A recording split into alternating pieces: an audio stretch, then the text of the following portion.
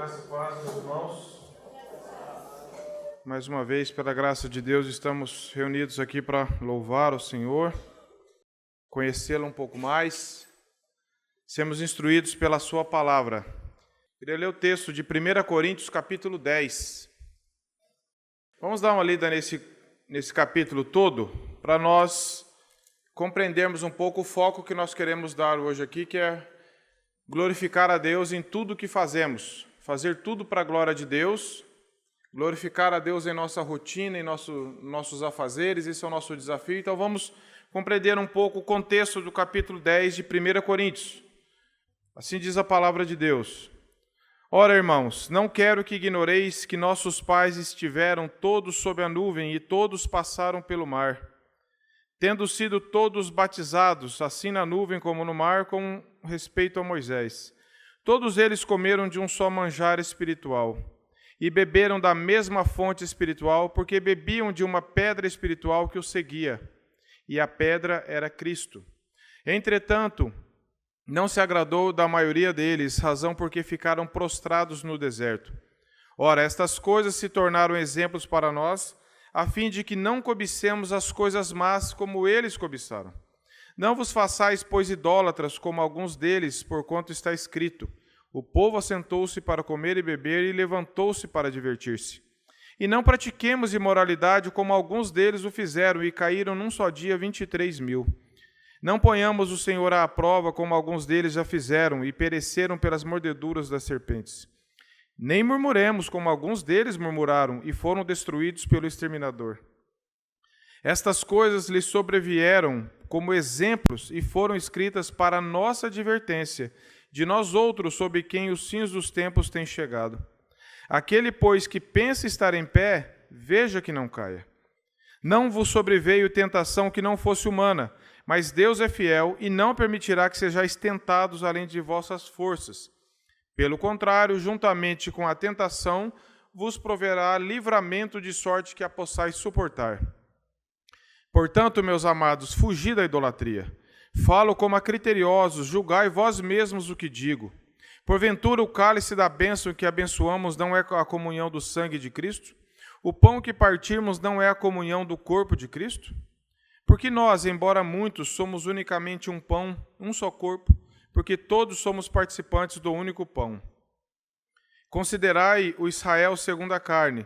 Não é certo que aqueles que se alimentam do sacrifício são participantes do altar? Que digo, pois? Que o sacrificado ao ídolo é alguma coisa? Ou que o próprio ídolo tem algum valor? Antes, digo que as coisas que eles sacrificam é a demônios que as sacrificam, e não a Deus. E eu não quero que vos torneis associados a demônios. Não podeis beber o cálice do Senhor e o cálice dos demônios. Não podeis ser participantes da mesa do Senhor e da mesa dos demônios. Ou provocaremos zelos no Senhor? Acaso somos mais fortes do que Ele? Todas as coisas são lícitas, nem todas convêm. Todas são lícitas, mas nem todas edificam. Ninguém busca o seu próprio interesse, e sim o de outrem. Comei de tudo que se vende no mercado, sem nada perguntardes por motivo de consciência. Porque do Senhor é a terra e a sua plenitude. Se algum dentre os incrédulos vos convidar e quiser dizer, comei de tudo que for posto diante de vós, sem nada perguntardes por motivo de consciência. Porém, se alguém vos disser, isto é coisa sacrificada a ídolo, não comais, por causa daquele que vos advertiu e por causa da consciência. Consciência, digo, não a tua propriamente, mas a do outro. Pois por que há de ser julgada minha liberdade pela consciência alheia? Se eu participo com ações de graças, por que hei de ser vituperado por coisa daquilo de que dou graças? Portanto, quer comais, quer bebais, ou façais outra coisa qualquer, fazei tudo para a glória de Deus. Não vos torneis causa de tropeço, nem para judeus, nem para gentios, nem tampouco para a igreja de Deus. Assim como também eu procuro em tudo ser agradável a todos, não buscando o meu próprio interesse, mas o de muitos, para que sejam salvos. E o verso 1 do 11. Sede meus imitadores, como também eu sou de Cristo.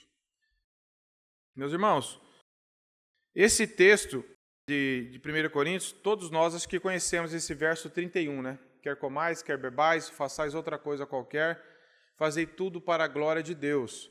E a minha finalidade aqui é tentar passar para os irmãos algo que Deus tem falado no meu coração já há algum tempo, de como que é fazer tudo para a glória de Deus, o que é viver para a glória de Deus, onde viver para a glória de Deus, como e quando fazer isso, para que isso não fique muito vago para nós, para que a gente não interprete algo subjetivo, mas sejamos, pela graça de Deus, edificados nessa manhã, para que a nossa vida realmente glorifique ao Senhor. Você já se perguntou para que você nasceu? Qual a finalidade de Deus te trazer à existência esse mundo? Você acha que foi por acaso? Você acha que você veio por acaso ou sem um propósito específico? Por que você existe? Por que eu e você existimos? Os nossos filhos às vezes fazem essas perguntas para nós, mas às vezes nós não fazemos essa para Deus. E a gente vai vivendo, e vai vivendo com objetivos diferentes. Eu acho que eu existo para viver, para desfrutar do que Deus fez, para ter uma família, para ganhar dinheiro, para viajar, para conhecer esse mundão de Deus que nem dizem. E fica algo muito vago, né? Fica algo muito próximo ao que o ímpio também quer. O ímpio também quer ter saúde, ele também, a maioria quer ter uma família, quer viajar, quer ter um emprego bom. Será que as nossas motivações, a nossa compreensão da vida tem sido tão rasa assim também? Esse texto que o irmão Parolin leu, estava até anotado aqui para mim e não foi combinado, né, irmão? Do Breve Catecismo de Westminster. Qual o fim principal do homem? Qual o fim principal seu, meu? O que nós lemos aqui? Que o fim principal não é viajar, não é nem ter família, que é algo maravilhoso que Deus nos deu. Não é nem ter um bom emprego, ser um bom cidadão, coisas legítimas. É algo muito maior do que isso. É algo que essas coisas legítimas nos tornam direcionados para isso. O fim principal do homem é glorificar a Deus e se alegrar nele para sempre. E aqui tem vários textos que o próprio Breve Catecismo cita. Romanos 11:36. Nós vamos ler algum com passagem do tempo. Esse que Isaías, que o irmão leu. Criei filhos para a minha glória. O objetivo nosso é glorificar a Deus, é ter uma vida que expresse essa beleza de Deus. Nós somos criados para a glória de Deus. E se nós não estamos vivendo para a glória de Deus, nós estamos desperdiçando a nossa vida. Por mais certinha e bonita que ela esteja, se ela está fora do propósito de Deus, estamos desperdiçando a vida que Deus nos deu. Podemos ter uma vida que nós vamos ganhar méritos humanos por cidadãos, bons cidadãos, mas isso não traz glória para Deus se é algo apenas que leva o nosso nome. Se a minha e a vida sua não está expressando a bondade de Deus, a misericórdia de Deus, o amor de Deus, em tudo que fazemos, a nossa vida está fora de foco. Está numa rota alternativa daquela estrada que Deus nos fez viver.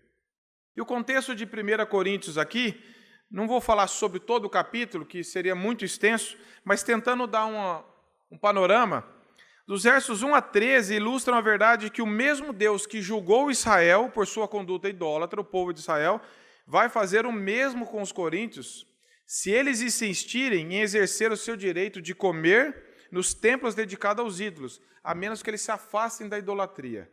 Veja que ele começa aqui o capítulo 10. Irmãos, eu não quero que vocês ignorem que os nossos pais estiveram sobre a nuvem, ou seja, veja a história do povo de Israel, como foi guiado por Deus, como foi cuidado por Deus, como foi alimentado por Deus. Tendo sido todos batizados, todos liderados por Moisés, Deus levantou um homem para guiá-los. E aí no verso 3 diz, todos eles comeram de um só manjar, do maná. Deus enviou o maná para eles. Deus estava cuidando, Deus deu privilégios para eles, e eles estavam desprezando isso. Depois disse, e beberam da mesma fonte espiritual. Depois fala que era Cristo. Cristo mesmo estava saciando a vida deles. Entretanto, o verso 5 diz, Deus não se agradou da maioria deles. Eles não estavam usando os privilégios que Deus deu para eles para glorificar a Deus na conduta deles. Deus tinha cuidado deles e eles estavam agora cometendo idolatria, murmurando, e Deus não se agradou. E nós vamos aprender que nós repetimos essa história como cristãos e como igreja, muitas vezes. Deus nos dá privilégios, cuida de nós, tem sido fiel à sua própria palavra em nos conduzir, e muitas vezes nós estamos cometendo certas idolatrias, murmuração, querendo voltar, desprezando o alimento de Deus, querendo voltar ao alimento do Egito, às velhas práticas mundanas, de forma às vezes sutil ou escancarada. Nós lemos aqui no verso 5 que Deus não se agradou, tinham privilégios, mas negligenciavam. Depois no verso 6 diz que essas coisas se tornaram exemplos para nós. Não é uma historinha para nós olharmos e ficarmos lamentando à distância. Que sirva de exemplo. A Bíblia diz que tudo que foi escrito para o nosso ensino foi escrito. Nós não podemos ler isso aqui e falar, nossa, que prática, que conduta terrível dos israelitas, do povo de Deus. Nós temos que olhar isso e aprender com isso. É isso que Deus está falando. Essas coisas foram escritas para nosso aprendizado, para que nós não cometamos o mesmo erro, porque nós somos passíveis de cometer os mesmos erros que eles cometeram, se nós perdermos essa visão de Deus. Verso 7 diz que eles cometeram idolatria, comendo e bebendo de forma errada, sem confiar unicamente na bondade de Deus. Êxodo 32, 1 a 14 fala até da adoração do bezerro de ouro. Versos 8 a 10 diz que para não praticarem imoralidade, não colocaram o Senhor à prova, não murmurar. Lembra quando o povo murmurou contra Moisés? Lá em Êxodo a gente lê isso. O que Moisés falou? Vocês estão murmurando para mim, mas na verdade é contra Deus. Irmãos, Deus não ouve só as nossas orações, ouve as nossas murmurações também. Às vezes a gente fica murmurando achando que Deus está ausente.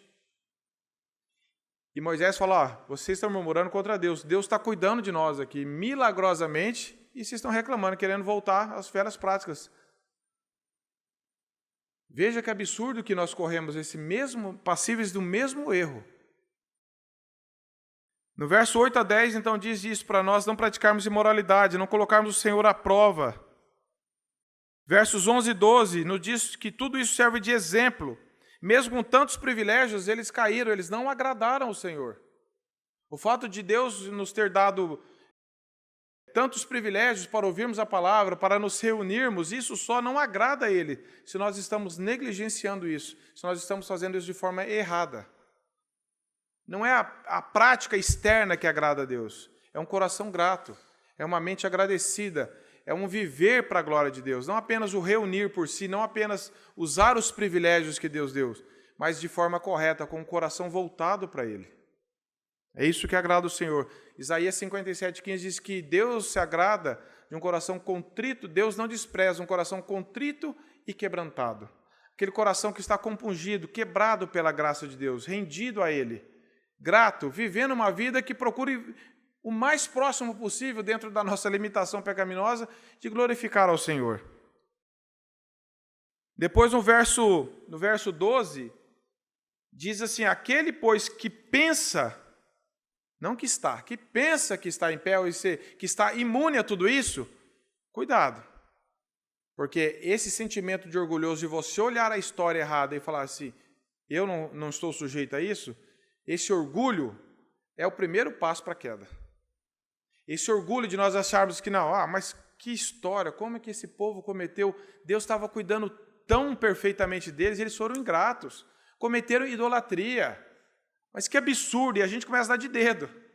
Só que a gente vê que essa é a nossa própria história. Se você olhar para a sua vida, eu para mim, nós como igreja local ou igreja de Deus de forma geral, como que nós temos respondido pouco ao cuidado de Deus para nós? E nós pensamos que não estamos sujeitos a isso. Sempre a gente gosta de pensar no outro, não é mesmo? Ler a Bíblia para o outro, ver a fraqueza do outro, mas a Bíblia é um espelho que ela mostra o nosso próprio erro. Aquele que pensa que estar em pé, cuidado, você está muito perto de cair, porque você está confiando em você mesmo. Você está se colocando numa situação que você acha assim, isso comigo não acontece. Lembremos o caso de Pedro e dos outros discípulos. Eu não vou te negar. Quando Moisés desceu com as tábuas da lei, falou assim, nós vamos fazer isso tranquilo. Dá um pouquinho de tempo, eles estavam adorando o quê? Um bezerro de ouro. práticas idólatras, imorais. Depois no verso 13, aí a gente pode falar assim, mas tem coisas que não dá para resistir às tentações. Aí diz aqui o verso 13, não vos sobreveio tentação que não fosse humana, mas Deus é fiel. Para quê? Para nunca dar provação para nós? Não. Para que Ele é fiel? Qual que é a fidelidade de Deus? Ele não permitirá que sejais tentados além das vossas forças. Pelo contrário, juntamente com a tentação vos sobrevirá livramento, de sorte que possais suportar. Seja, Deus não vai os livrar da tentação, mas na tentação. Juntamente com a prova, Deus provê livramento. Juntamente. Foi assim com os homens da palavra de Deus. É assim com a nossa vida, para nós aprendermos a confiar em Deus. Nós temos que confiar. Uma vez o irmão disse assim, Deus não dá penas para as aves mais pesadas do que elas possam voar. Deus não dá tentação mais pesadas para nós que nós não possamos continuar a caminhar pela graça dele. E às vezes a gente fica falando, Senhor, eu não consigo, isso é muito maior do que eu. Do que eu, sim, mas do que a graça de Deus, não. Então nós precisamos nos voltar em dependência para Deus. Nós sempre podemos ter vitória sobre as lutas, as tentações, as murmurações, os pecados de idolatria, seja quais forem, se nós nos colocarmos na dependência de Deus. Fora disso, meus irmãos, ninguém de nós consegue resistir. Ninguém. Você, como eu, já deve ter tentado e nós fracassamos. Porque nós confiamos muitas vezes em nós. E Deus quer nos levar a confiar nele, a depender unicamente dele. Depois dos versos 14 a 22, aqui nós somos advertidos então a fugir de idolatria, de festas idólatras.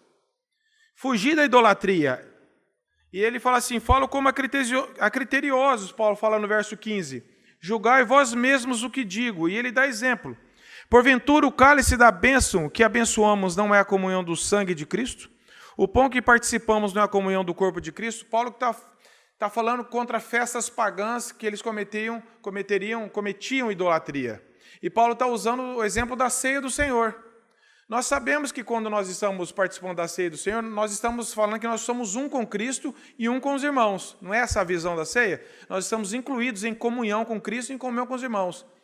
E ele está falando a mesma coisa quando vocês, Coríntios, e qualquer um de nós, participamos de festas idólatras e pagãs.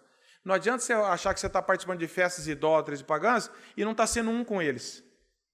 Por isso que nós devemos fugir da impureza, da imoralidade, da idolatria.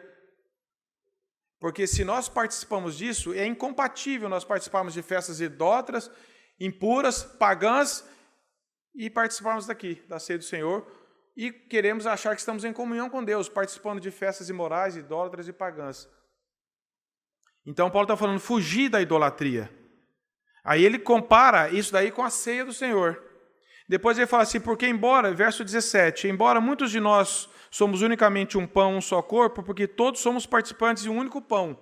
Está falando da unidade. Considerai o Israel segundo a carne, verso 18. Não é certo que aqueles que se alimentam dos sacrifícios são participantes do altar?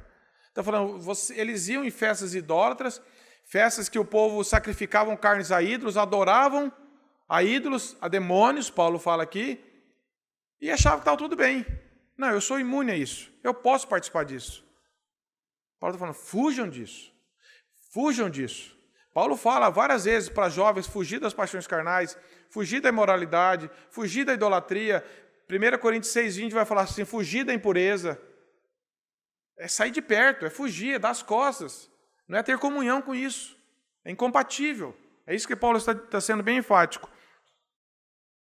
E depois ele diz aqui, no verso 19, que digo, pois, que os sacrifícios ao ídolo é coisa alguma, ou que o próprio ídolo tem algum valor? Paulo está falando assim, eu não estou falando que ídolos, existem outros deuses de verdade, mas é que por trás dessas festas pagãs há uma adoração a Satanás. Então ele fala aqui no verso 20, antes digo que as coisas que eles sacrificam é a demônios que as sacrificam e não a Deus. E eu não quero que vos torneis associado aos demônios. Veja que linguagem forte que Paulo traz aqui. Vocês estão participando de festas pagãs, imorais, pessoas que estão fazendo isso para adorar os seus deuses, cometendo idolatria contra Deus e acham que está tudo bem. E depois querem participar da ceia e achando que não tem problema, ou querem continuar a vida cristã normal. Fujam disso. Isso não é um ambiente para cristão. Isso não é ambiente para quem quer estar em comunhão com Cristo e com o corpo de Cristo. Depois Paulo fala no verso 21, não podeis beber o cálice do Senhor e o cálice dos demônios. Não podeis ser participantes da mesa do Senhor e da mesa dos demônios, verso 21.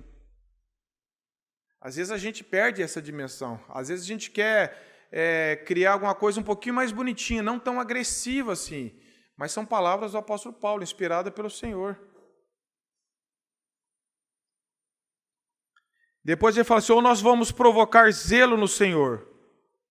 Nós estamos provocando, vocês querem provocar a ira de Deus, o ciúme santo de Deus pelo seu povo, participando de festas idólatras, depois querendo vir aqui? Por acaso, o verso 22, nós somos mais fortes do que eles? Mais fortes do que Cristo? Mais fortes do que Ele? E aí depois nós temos aqui no verso 23, num tema que nós podemos dar, que é glorificar a Deus buscando o bem-estar do outro. Então, Paulo vem falando dos privilégios que eles estavam negligenciando, que Deus tinha julgado o povo de Israel e ia fazer o mesmo. Depois vem fazer de associação, vocês estão querendo participar de festas idólatras pagãs e acham que está tudo bem. Vocês estão tendo comunhão com os demônios, depois querem ter comunhão com a mesa do Senhor. E agora Paulo está falando, glorificando a Deus e buscando o bem-estar do irmão. É uma das formas de nós glorificarmos a Deus. Não é viver para nós mesmos, mas para o bem do outro. Para o bem do outro, digo, para que Cristo cada vez mais seja formado no coração dele, para que eu não seja um escândalo, para que vocês não sejam um escândalo um para os outros, e nós não sejamos, para impedir que aquele irmão caminhe mais perto do Senhor. Então ele diz assim, todas as coisas são lícitas, mas nem todas me convêm. Verso 23. Todas são lícitas, mas nem todas edificam. Ninguém busca o seu próprio interesse, sim o de outrem. Comei de tudo que se vende no mercado, sem nada perguntardes por motivo de consciência, porque do Senhor é a terra e sua plenitude. Paulo está falando assim, vocês não devem associar-se a festas pagãs. Não vão lá. Eu quero participar de uma festa, acho que não tem nada a ver, eles adoram coisas. Não vão. Mas depois ele fala, se você está, no caso deles aqui, se você vai comprar uma carne no mercado, você não precisa querer saber de onde veio essa carne. Deixa eu saber a origem, deixa eu saber se... Porque ele está falando aqui, ele cita o Salmo 24, no verso 26, ele cita o Salmo 24.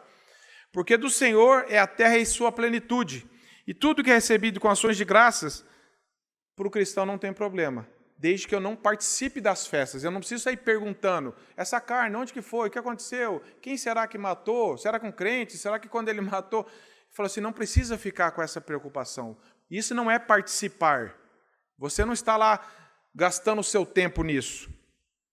Paulo aqui, então, no verso 25, ele muda da carne sacrificada e servida em festas pagãs para possivelmente carnes sacrificadas e comprada no mercado a fim de servir em refeições particulares, como eles iam comprar alimento para comer na casa deles. Fala, não precisa ficar com essa preocupação de, será que essa carne, vamos investigar primeiro, vamos... Porque você não estava participando das festas, dos cultos, da comunhão com eles. Você estava comprando um alimento para você.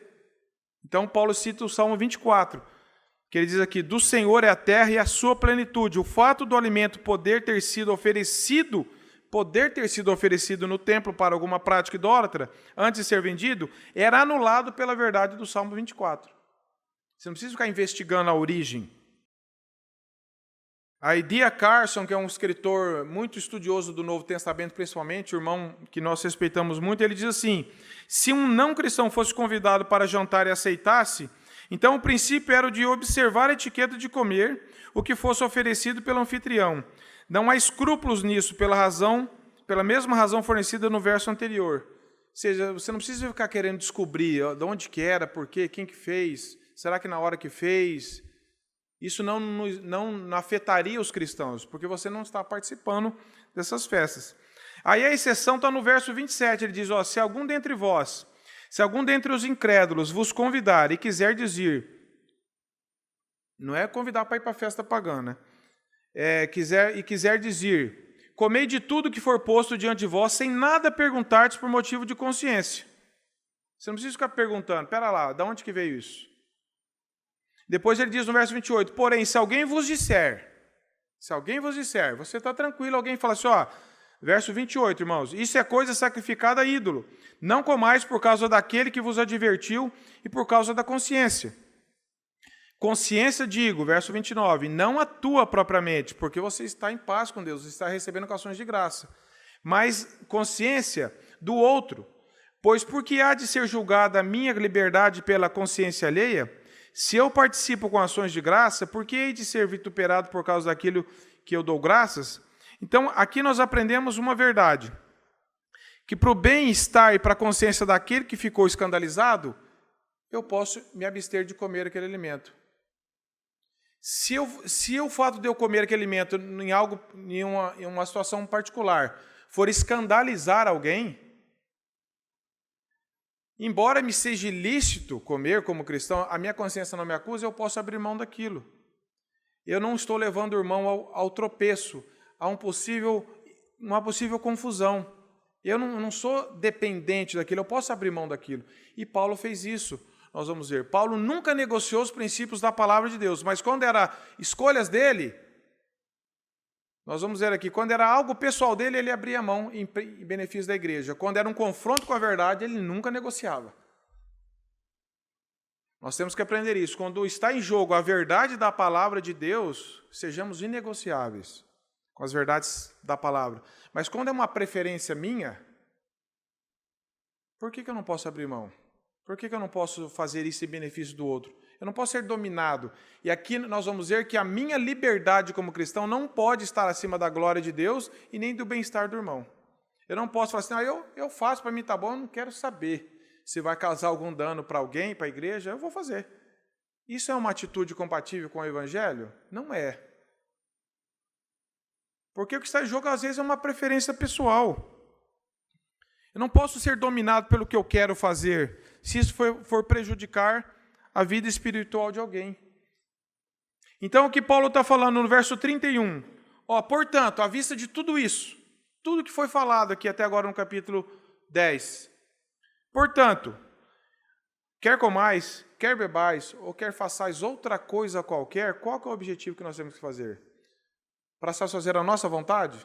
Para fazer o que eu quero? Não.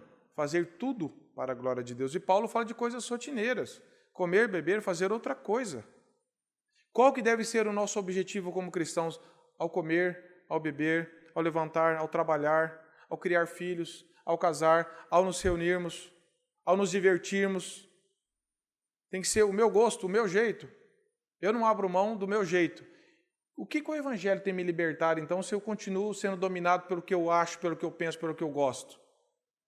Do que eu estou sendo salvo, se eu estou sendo escravo da minha vontade? Essa é a pergunta que nós devemos fazer. Se eu insisto em fazer o que eu quero, o que me agrada do meu jeito, não preocupando se está trazendo glória para Deus, não preocupando se está trazendo benefício espiritual para o irmão, para a igreja, eu vou fazer. Eu estou sendo salvo do quê? Então, Paulo, concluindo, ele está dizendo, façam tudo para a glória de Deus. Verso 32, não vos tornei causa de tropeço, nem para judeus, nem para gentios, nem para irmãos, nem para incrédulos. Testemunho, visando a glória de Deus. Se a minha vida está levando alguém a tropeçar, no sentido de escandalizar o Evangelho, alguma coisa está errada, eu preciso me arrepender. Nem para judeus, nem para gentios, nem tampouco para a igreja de Deus. Isso fala de nós vivermos mais em função do bem-estar do próximo do que o meu próprio. Sejamos causa de tropeço para a igreja de Deus. Todos nós temos vontades. Deus nos fez com vontade, com opiniões. Ninguém aqui é igual ao outro. Não é questão de nós sermos todo mundo iguais. É de todo mundo pegar a vontade que Deus deu, a personalidade, o temperamento, colocar diante do Senhor. Falar, Senhor, trabalha isso em mim para que isso seja benéfico para a igreja. Nós vamos continuar sendo diferentes. E Deus nos fez assim. Mas de nós nos submetermos todos ao mesmo Deus e falar, Senhor, o que em mim está atrapalhando a tua glória e o bem-estar do irmão? Trabalhe isso na minha vida. Se todos nós fizermos isso, meus irmãos, nós vamos evitar tanta confusão, tanta ofensa e vamos glorificar a Deus. O problema é quando nós queremos fazer do meu jeito, você quer fazer do seu jeito, Eu fui criado assim, minha tradição é assim, meu temperamento é assim, meu gosto é assim, eu sou assim. Tá, você tem que falar, eu era assim. Agora eu sou uma nova criatura ou não sou? Com um novo desejo, com um novo coração, não voltado só para mim mesmo, mas para a glória de Deus e para o bem do outro. Então Paulo está falando, olha, não sejais caso de tropeço. Aí ele fala no verso 33, olha o exemplo que Paulo dá de si mesmo. Assim também eu procuro em tudo ser agradável a todos. Será que Paulo está querendo ser aquele cara que tinha a ilusão de que todo mundo tinha que amar eles? Nós sabemos como as pessoas odiaram ele. Mas odiaram por quê? Porque ele não negociava a verdade. Não porque eu sou desse jeito, vou fazer do meu jeito. Não era esse. O motivo que as pessoas não gostavam de Paulo é porque ele não negociava a verdade de Deus. Não porque ele colocava a vontade dele acima dos outros. Então ele fala aqui, assim tampouco eu procuro agradar, assim também eu procuro em tudo ser agradável a todos, não buscando, verso 33, irmãos, não buscando o meu próprio interesse, mas o de muitos, para que sejam salvos. Não para que eu seja o mais legal de todos, não para que todo mundo goste de mim, não é isso. Paulo visava a salvação das pessoas. Isso é fazer as coisas para a glória de Deus. É você viver e falar assim, Senhor, eu quero ser um instrumento para que aquele irmão seja alcançado pela tua verdade. Então, se alguma coisa no meu temperamento, no meu jeito está atrapalhando, tire isso de mim, Senhor. Porque isso não está ajudando a mostrar o Evangelho, isso não está sendo um testemunho para que outros sejam salvos. Mas se nós lermos a vida de Paulo, ele nunca negociou, ele nunca abriu mão quando se confrontava o Evangelho. Aqui ele está falando de gosto dele. Eu gosto de muita coisa, mas se está atrapalhando, então eu vou abrir mão por causa da vontade de Deus. E como nós ainda insistimos em prevalecer a nossa vontade, como nós ainda causamos divisões, como nós ainda espantamos pessoas do Evangelho pelo nosso jeito ainda não tão tratado, não tão dócil diante de Deus, como nós ainda somos muito, do meu jeito, eu sou assim, e nós ainda gostamos de falar assim às vezes. Meu pai era assim, eu sou assim, eu quero que meu filho seja assim. Nós temos que visar a salvação, a glória de Deus, que o Evangelho seja... Isso não é querer ser agradável para todo mundo, querer que todo mundo vai gostar de você, não é essa a ilusão. É você falar assim, o foco aqui, é a glória de Deus. O que em mim está atrapalhando isso, Senhor, tira de mim, trata no meu coração. E depois, no verso 1 do capítulo 11, que faz parte desse contexto, ele diz, sede meus imitadores, como eu também sou de Cristo. Paulo está falando assim, imitem a mim, enquanto eu estiver imitando a Cristo. Cristo é o exemplo perfeito. Enquanto eu estiver imitando a Cristo, vocês me imitem. Isso chama exemplo. Não adianta, irmãos, tem muita gente olhando para você e para mim. Seus filhos, meus filhos, alguns irmãos, alguns amigos incrédulos. E diz que talvez nós possamos ser a única Bíblia lida por muitas pessoas até hoje. Deixa eu ver como que aquele irmão fala que é cristão, que carrega uma Bíblia debaixo do braço, no painel do carro, na casa dele, que fala bonito. Vamos ver o comportamento dele no trânsito, na hora de negociar, na hora de tratar com os funcionários, na hora de tratar um com o outro, na hora de educar os filhos. Vamos ver se ele é mentiroso, vamos ver se na hora de praticar esporte ele é... As pessoas estão vendo o Evangelho em nós. O Evangelho é isso. E Paulo está falando assim, será que nós podemos falar para os nossos filhos, pelo menos, imitem o Pai, porque eu estou tentando imitar Cristo? Será que nós podemos falar uns para os outros, irmãos, eu estou tentando imitar a Cristo? Será que nós possamos, porque a gente fala, não, quem sou eu? Não querem que ninguém me imite. Claro, nós não somos o objetivo final da imitação. Paulo está falando assim, sede meus imitadores, como eu também sou de Cristo. Mas Paulo está falando assim, enquanto eu estiver olhando para ele, eu quero ser um exemplo para as pessoas. E nós devemos ter esse mesmo desejo. Esse mesmo desejo. E falando um pouco aqui, meus irmãos, o que é glorificar a Deus, então, para não ficar algo tão vago? Às vezes nós pensamos, eu vou glorificar a Deus quando eu casar, tiver uma família assim, quando eu tiver um emprego melhor, quando eu tiver numa viagem bonita, quando eu tiver isso, e a gente vai adiando, esperando situações, lugares, e nós esquecemos que a nossa vida toda tem que glorificar a Deus em tudo que nós fazemos, em tudo. Na segunda-feira de manhãzinha, nós devemos glorificar a Deus. Indo para o trabalho, começando uma semana, numa dificuldade, no nosso relacionamento familiar. Glorificar a Deus, meus irmãos, não é aumentar a glória de Deus. Não tem como nós aumentarmos a glória de Deus. Eu vou fazer Deus mais glória. Não tem jeito. Deus não é servido por mãos humanas. Ninguém pode acrescentar nada e nem tirar nada de Deus. Então, glorificar a Deus não é aumentar a glória de Deus. Deixa eu viver bem, porque daí eu vou aumentar a glória de Deus. Que heresia isso. Glorificar a Deus é nós tentarmos com a nossa vida expressar tudo o que Deus é. Nós nunca vamos conseguir, obviamente, mas o desejo tem que ser esse. Exaltar a beleza, a santidade, a pureza, a perfeição de Cristo com a nossa vida. Tanto quando nós estamos obedecendo, quanto nós nos arrependemos e falamos, Senhor, trabalhe isso em mim que eu estou errado. Isso também é uma forma de expressar a glória de Deus. Você sai de cena e fala, Senhor, isso ofuscou um pouco a sua glória. Isso está atrapalhando o Evangelho. A forma como o relacionamento em casa está atrapalhando o Evangelho. No trabalho. Então, glorificar a Deus não é nem mesmo aumentar, é impossível aumentar. É apenas tentar viver o mais próximo daquilo que Deus quer que nós vivamos, em obediência, nos alegrando nele quando nós lemos. Vivendo uma vida que expressa alegria, não alegria deste mundo, não alegria dependente com as coisas desse mundo, mas uma alegria que vem de Deus. Como que é a sua e a minha alegria? Será que o que nos traz alegria é o mesmo que traz alegria para um ímpio?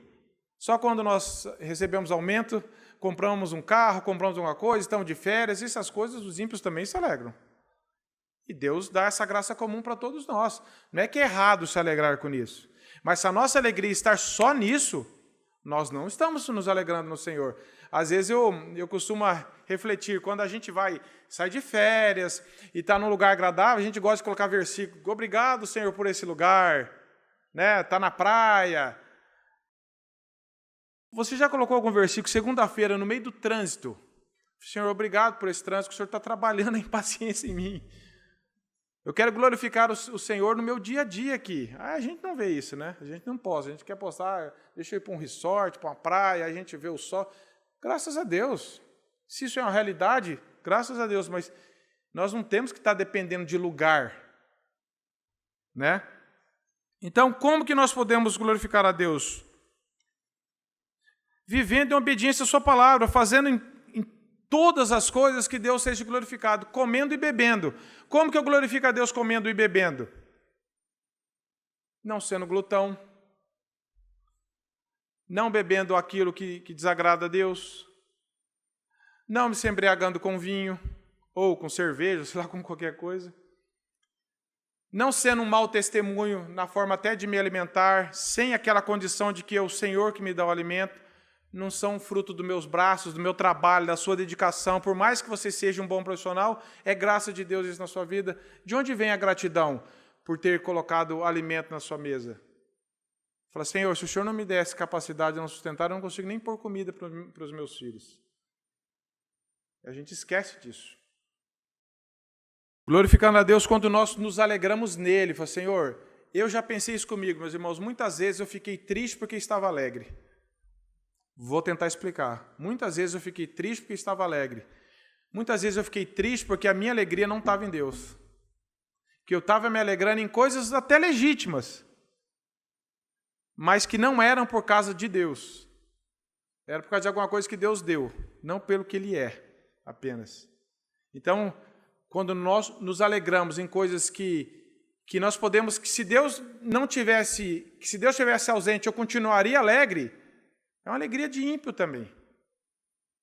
Mas quando nós nos alegramos nele, pelo que ele fez na cruz, pelo amor dele, pelo perdão, pela adoção que nós temos como família de Deus, eu não dependo. Por isso que Paulo fala em Filipenses 4, eu aprendi a estar contente quando eu estou de férias. Eu aprendi a estar contente quando eu troco de carro. Paulo fala assim, toda e qualquer situação, de humilhação, de exaltação, de fartura, de escassez.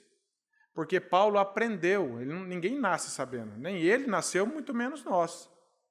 Ele aprendeu que a alegria dele está em Deus. Então, quando ele era humilhado, a alegria dele não era afetada, embora ele pudesse sofrer. Mas a alegria verdadeira não é confundida com prazer. Porque a Bíblia diz que no mundo nós temos aflições. Então, toda vez que eu tiver aflição, minha alegria vai ser roubada. Não vai. A alegria é uma obra de Deus em nosso coração, é um fruto do Espírito.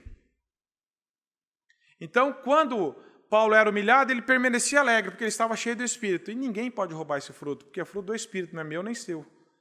Quando Paulo estava também em momentos bons da vida, ele não ficava orgulhoso, porque muitas vezes a gente fica orgulhoso. Ó que eu consegui, ó que eu... Paulo fala, não, é tudo por causa de Deus. Aí ele fala no verso 13, tudo posso, e as pessoas usam esse adesivo em carro. Talvez se você perguntar por que você usa esse adesivo, é perigoso nós ouvirmos as mais terríveis explicações. Tudo eu posso é que ele me fortalece. O cara está querendo tudo para ele, né? Mas Paulo está ensinando, eu posso sofrer, eu posso ter alegria, eu posso ter humilhação, eu posso ter bens, posso não ter. Deus me fortalece em todas as coisas, eu não dependo disso. E onde que eu devo glorificar a Deus? Meus irmãos, aonde que eu e você devemos glorificar a Deus? Aonde Deus nos colocou para viver. Começa na sua casa, na minha casa, começa na igreja aqui onde nós nos reunimos, no seu trabalho. Não espere um lugar. Quando eu estiver fazendo uma obra missionária lá não sei aonde, aí eu vou glorificar a Deus. Amém. Pode ser que sim, pode ser que não, se a motivação for errada. Glorifica a Deus aonde você está vivendo, onde Deus te chamou para viver. Não fica esperando, porque enquanto isso a vida está passando. E nós estamos esperando, onde que eu posso glorificar a Deus, hein? Aí Deus fala assim, onde você está, meu filho? Na sua casa, no seu trabalho, com seus filhos, com a sua esposa, com o seu marido, aonde você está, esse é o objetivo de todos nós. Não vamos ficar esperando um lugar. Porque quando a mulher samaritana veio, falou assim, onde que adora o Senhor? No monte em Jerusalém. Aqui num lugar. Nós gostamos disso. Que eu vou glorificar a Deus lá na hora do culto. Amém, vamos. Mas quando a gente sai do culto público da igreja, nós continuamos com o mesmo desejo de glorificar a Deus? Ou nós dependemos de lugares? Isso é religião. Me sinto bem quando eu estou lá. Quando eu estou lá, não consigo. Esse é o nosso objetivo. William Tyndale, ele diz assim, o irmão do passado, ele diz assim, há uma diferença entre lavar louças e pregar a palavra, mas no tocante a agradar a Deus, nenhuma. Tudo que nós fazemos, nós podemos glorificar a Deus. Não é só quem prega, não é só quem viaja para a missão. Você pode estar fazendo as tarefas mais rotineiras da sua vida para a glória de Deus. Sabia disso? John Piper tem um artigo, procura na internet, eu vou ler um trechinho aqui. Bebendo suco para a glória de Deus. Artigo de John Piper, ele falou assim, como que eu posso fazer essas coisas, até beber suco para a glória de Deus? É porque a gente perdeu essa dimensão do cotidiano, do rotineiro. A gente fica esperando. Colossenses 3,23 diz assim, tudo quanto fizerdes, tudo, meus irmãos, tudo, fazei-o de todo o coração como para o Senhor e não para os homens, cientes de que recebereis do Senhor a recompensa. Isso é glorificar a Deus? Não é. Fazer tudo em nome dele, para ele. Joe Owen, um puritano do passado, ele diz assim, o objetivo de Deus ao nos dar qualquer conhecimento de si mesmo é para que o glorifiquemos como Deus, Romanos 1,21. Ou seja, que o amemos, que o sirvamos, que creiamos nele e obedeçamos a ele, que demos a ele toda a glória que é devida, por pobres e pecaminosas criaturas a um Deus perdoador de pecados e criador. Veja como esses irmãos tinham uma visão de que nós devemos viver tudo para a glória de Deus, fazer tudo para a glória de Deus, fazer com a finalidade de revelar a grandeza de Deus, o amor de Deus, ao nos vestirmos, ao conversarmos, ao negociarmos, ao usarmos a internet, as mídias sociais para a glória de Deus, os pensamentos para a glória de Deus, porque a Bíblia fala dos pensamentos. Pensar nas coisas do alto. Paulo fala em 2 Coríntios, amarrando todo o nosso pensamento cativo à palavra. Filipenses 4,8, pensar em tudo que é agradável, de boa fama. Santificar os pensamentos, é glorificar a Deus, é cultivar pensamentos santos. Porque os pensamentos santos mexem nas nossas afeições e levam-nos a práticas santas também. O contrário também é verdade. Cultivar pensamentos imorais, pensamentos gananciosos, vai nos levar a práticas assim também. E John Piper então fala aqui no bebendo suco para a glória de Deus. Ele fala assim, a doutrina da depravação total é bíblica? Sim. Ele fala assim, uma das coisas que pretendo dizer com essa resposta é que todas as nossas ações sem a graça salvadora são moralmente imaculados pelo pecado, todas. E ele fala que é pecado desobedecer esse comando de 1 Coríntios 10, 31. Fazer qualquer coisa que não visando a glória de Deus, ele trata isso como um pecado. É pecado alguém comer ou beber ou fazer qualquer outra coisa se não for para a glória de Deus. O pecado não é apenas uma lista de coisas prejudiciais, matar, roubar, mas é pecado também quando deixamos Deus de fora de consideração nas realizações triviais do dia. Pecado é qualquer coisa que fazemos que não seja feito para a glória de Deus. Quando você tenta tirar de Deus da sua vida nas coisinhas mais triviais, mais corriqueiras, isso é uma ofensa à palavra de Deus. Por isso que eu quis dar o nome dessa mensagem de glorifica a Deus na sua rotina. Porque rotina para muitos de nós é algo enfadonho. Todo dia eu vou acordar, levantar, trabalhar, dormir, comer, no outro dia. Cada dia é um dia que o Senhor nos deu, a Bíblia diz, não é? Então nós não devemos ficar nesse giro. Eu vou acordar, trabalhar, almoçar, comer, dormir, até quando? Se nós perdemos essa dimensão de que cada dia é uma oportunidade para eu viver para a glória de Deus, vai ficar enfadonho. Agora, se você acordar de manhã e eu acordar e falar, Senhor, isso é mais um dia que o Senhor me deu para te glorificar, para usar os dons que o Senhor me deu, as situações para trazer glória para o Senhor, o nosso dia muda. Porque nós vamos parar com aquela dimensão de rotina morta. Eu acordo, levanto, durmo, acordo, levanto, trabalho, durmo, até quando? Esperando alegrar no fim de semana, o sextou que a turma tanto espera, né? Eu só tenho alegria no sextou. Mas e na segunda-feira? Eu consigo ter alegria em Deus também, no dia a dia, nas coisas mais simples da minha vida, nas coisas triviais. Se eu não estou conseguindo, alguma coisa está errada comigo. Depois os irmãos leiam esse texto na internet que eu citei. João Calvino também diz que não há nenhuma parte da nossa vida ou conduta que não deva ser para a glória de Deus. Veja como esses irmãos que nós tanto aprendemos tinham essa mentalidade. E que devemos nos preocupar em comer e beber para promover essa glória. Esses irmãos viviam com essa preocupação. Tudo que eu faço na minha vida tem que glorificar a Deus. Tudo. Eu poderia citar outros irmãos que a gente tanto respeita, por que eu gosto de ver esses pensamentos? Porque a gente olha para esses irmãos, a gente fala assim, como que eles conseguiram caminhar a fundo com Deus? O que eu estou fazendo de errado? É simples assim. Falta de leitura, de oração e de uma consciência de quem Deus é, que nós não temos. E que Deus deu a eles, não é vindo deles. E Deus pode dar para nós também. Essa dimensão. J.I. Parker, também um irmão do passado puritano, ele diz no livro dele, Teologia Concisa, é uma verdade familiar que todo o propósito da vida cristã deve ser glorificar a Deus. Essa é a sua vocação e a minha, ele diz. A vocação de todo crente é glorificar a Deus. Aonde você estiver, o emprego que você tiver, esse é o seu chamado, esse é o meu chamado. Amém? Então, nós devemos o quê? Concluindo, que nós devemos glorificar a Deus até com o nosso corpo. 1 Coríntios 6,20 fala assim, fugir da imoralidade. Acaso não sabeis que o vosso corpo é templo do Espírito Santo? Esse negócio que o mundo prega de meu corpo, minhas regras, não é bíblico. Deus nos comprou por inteiro. Eu não posso querer glorificar a Deus aqui, mas com o uso que todo que Deus me dá dos dons do meu próprio corpo, eu estou vivendo na imoralidade. Eu devo expressar a glória de Deus em tudo, no que eu falo, no que eu penso, na forma que eu me visto, se é decente, na forma que eu me comporto, que eu me relaciono. Será que todas as coisas eu estou expressando a glória de Deus ou eu estou dividindo minha vida? Eu só glorifico a Deus quando estou na reunião. Meu trabalho é trabalho, diversão é diversão, viagem é viagem, culto é culto. Não existe isso. A nossa vida tem que ser uma integridade, uma coisa só. O que nós tentamos ser aqui em público, nós devemos buscar de Deus para ser na nossa vida individual, quando ninguém está olhando, ninguém vírgula, né? Quando Deus está sempre olhando, e quando nós estamos na prática de qualquer atividade da vida. Esse é essa deve ser a nossa busca. Meus irmãos, sem a graça de Deus, isso aqui é regrinha, não adianta. Se você falar assim, de agora em diante eu vou fazer isso, não vai. Nós temos que nos voltar para Deus e falar, Senhor, tem misericórdia de mim, que eu não tenho entendido que a minha vida toda Primeiro que eu tenho que ser grato pelo que o Senhor já fez, para não ser julgado como o povo de Israel foi.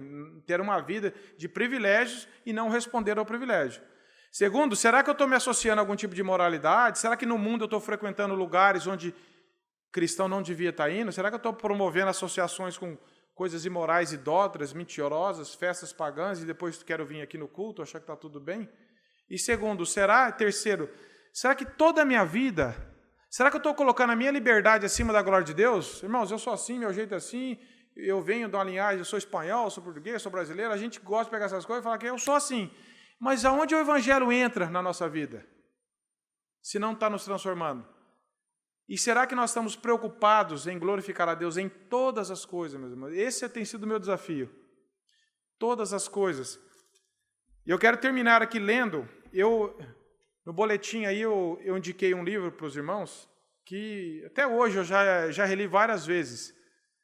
Eu gosto muito desse assunto. E é Simplesmente Crente por uma vida cristã comum. Porque isso pega a nós. A gente sempre fica esperando situações mirabolantes, extraordinárias. Deus quer que nós sejamos cristãos no dia a dia. E na contracapa desse livro, do Michael Horton, lançado pela editora Fiel, o Tiago Santos ele escreveu uma coisa que eu achei muito interessante.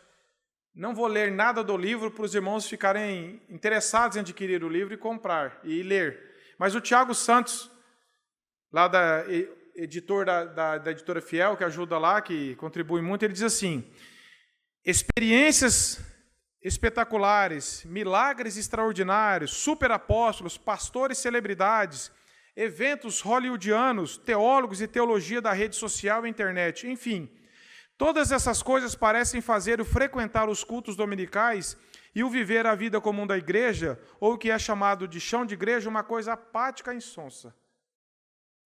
Parece que não tem mais graça vir aqui ser um crente comum, né, entre aspas. Porque todo mundo vem de um negócio tão, parece que... E ele fala assim, este livro do Michael Horton, este livro é um livro que chega na hora certa e que fala a todos os que estão simplesmente crentes e que percebem que é neste lugar, o lugar da humildade, do cumprimento da vocação, do contentamento, das coisas simples e boas da rotina familiar, que Deus faz crescer o seu jardim de modo que toda a glória seja do jardineiro. Meus irmãos, que Deus nos capacite a descobrir essa alegria de glorificar a Deus em tudo que nós fizermos.